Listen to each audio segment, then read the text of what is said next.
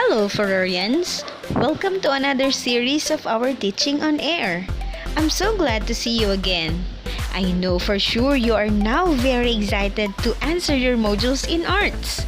But wait, let me introduce myself. Well, anyway, my name is Teacher Charmaine, and I will be your facilitator for today's session.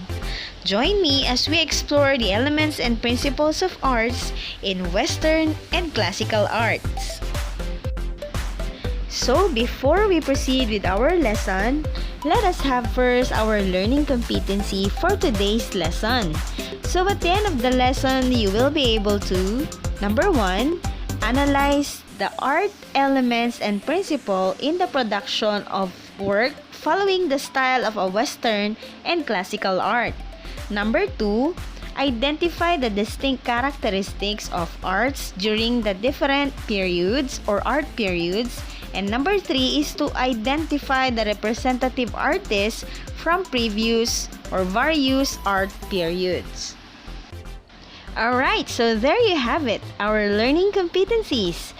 So this time, let us have the different learning vocabularies as we proceed to our lesson. Let us have the first word, which is line.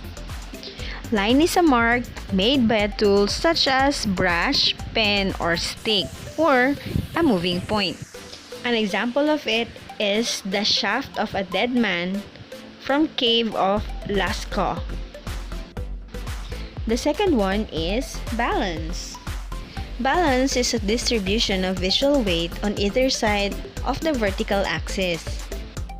A good example is Rose Window from the North Transept. The third one is color. Color is one of the most dominant elements. It is created by light. A good example is The Lady and the Unicorn of Tapestry, dated 1506 to 1513. The other one is movement. Movement is how the eye moves through the composition, leading the attention of the viewer from one aspect of the work to another. Or simply, it can create the illusion of action. A good example is Myron the Discobolus, dated 450 BCE, who is known to be a discus thrower. And the last but not the least is the form. Forms are objects that are three-dimensional, having length, width, and height. A good example is Queen Nefertiti, painted limestone during the 18th dynasty. Okay, so I hope everyone is now ready for our discussion. So for today, we will be discussing about the characteristics of arts in Western and classical period. First, we have the prehistoric period. The characteristics of the prehistoric drawings of animals were usually correct in proportion and native to its region. The following are examples of prehistoric drawings.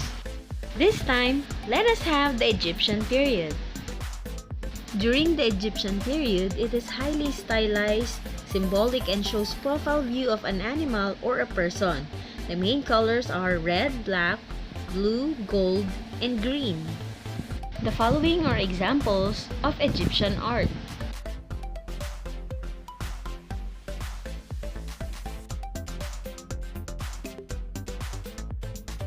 Alright, so there you have it. So this time, let us have the classical era, wherein we have two periods. We have Greek period and the Roman period. During the Greek period, its development is naturalistic but idealized description of the human body, in which largely nude male figures were generally the focus of innovation. Alright, so let's proceed with the Roman period.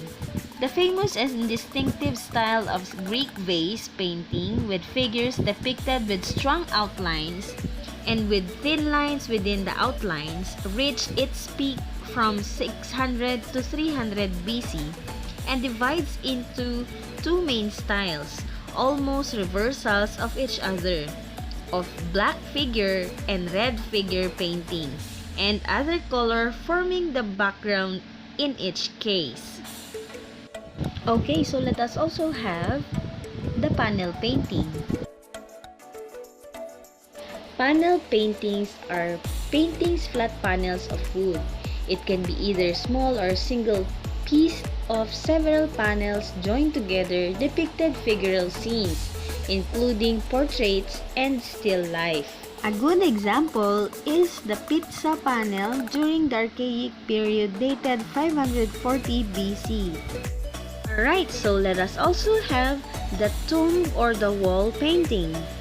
In tomb paintings, artists rely on the shade and hues of paint to create death and lifelike feeling.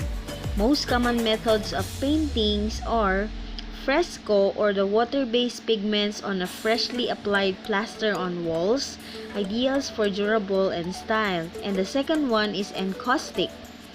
It's developed by Greek shipbuilders which used hot wax.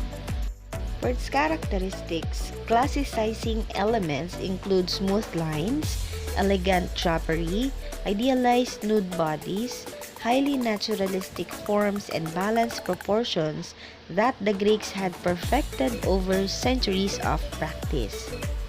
A good example is the Battle of Alexander and Darius at Issus. Okay, so this time, let us talk about the arts during the medieval era. During the Byzantine period, the characteristics of their art is a convincing image of reality, wherein it presented figures with direct gaze that were meant to spiritually engage the viewer. We also have the Romanesque period, wherein the characteristic of their art were inside of the churches and they were like a book of the people who were not able to read. They were not realistic, or they were rigid and schematic, and they did not have background landscapes. They were painted in bright colors to attract attention of the people. One of their art is the mural painting. Mural painting is derived from the Latin word murus, which means wall. It can be defined as any piece of artwork painted or applied directly onto a wall, ceiling, or other larger permanent surfaces, flat, concave, or convex to be precise. We also have their arts during the Gothic period. One of that is the stained glass. Stained glass is a colored glass used to form decorative or pictorial designs. A good example of it is the north-rose window of Chartres Cathedral in France, dated 1190 to 1220 CE.